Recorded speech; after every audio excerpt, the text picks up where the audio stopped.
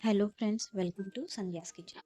ಹೆಲ್ದಿಯಾದ ದಂಟಿನ ಸೊಪ್ಪಿನ ಪಲ್ಯ ಈ ರೀತಿ ಮಾಡಿ ಸಿಂಪಲ್ಲಾಗಿ ಚಪಾತಿಗೆ ಸೂಪರಾಗಿರುತ್ತೆ. ಹಾಗೆ ಅನ್ನ ಸಾರು ಜೊತೆ ನೆಂಚ್ಕೊಳ್ಳೋಕ್ಕೂ ತುಂಬ ಸೂಪರಾಗಿರುತ್ತೆ. ಈ ಆರೋಗ್ಯಕರವಾದ ದಂಟಿನ ಸೊಪ್ಪಿನ ಪಲ್ಯ ಹೇಗೆ ಮಾಡೋದು ಅಂತ ನೋಡೋಣ ಬನ್ನಿ.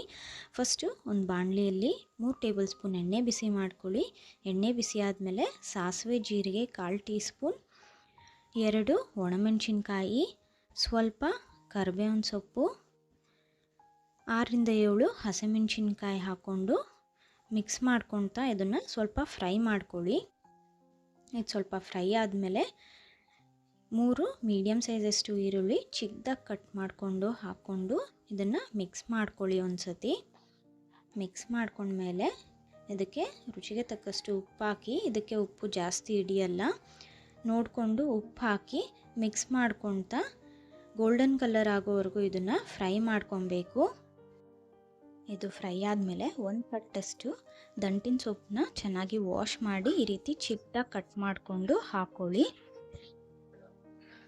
ನೋಡೋಕ್ಕೆ ಜಾಸ್ತಿ ಅನಿಸುತ್ತೆ, ಬಟ್ ಇದು ಬೆಂದ ಮೇಲೆ ಸ್ವಲ್ಪ ಆಗೋಗುತ್ತೆ.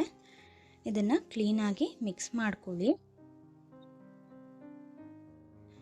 ಈರುಳ್ಳಿ ಜೊತೆಗೆ ಈ ಸೊಪ್ಪು ಚೆನ್ನಾಗಿ ಹೊಂದ್ಕೊಳ್ಳೋ ಥರ ಮಿಕ್ಸ್ ಮಾಡಿಕೊಂಡು ಮುಚ್ಚಳ ಮುಚ್ಚಿ ಲೋ ಫ್ಲೇಮಲ್ಲಿ 7ರಿಂದ 8 ನಿಮಿಷ ಇದನ್ನು ಬೇಯಿಸ್ಕೊಬೇಕು. ಇದಕ್ಕೆ ನೀರು ಹಾಕೋಕೆ ಹೋಗಬಾರ್ದು.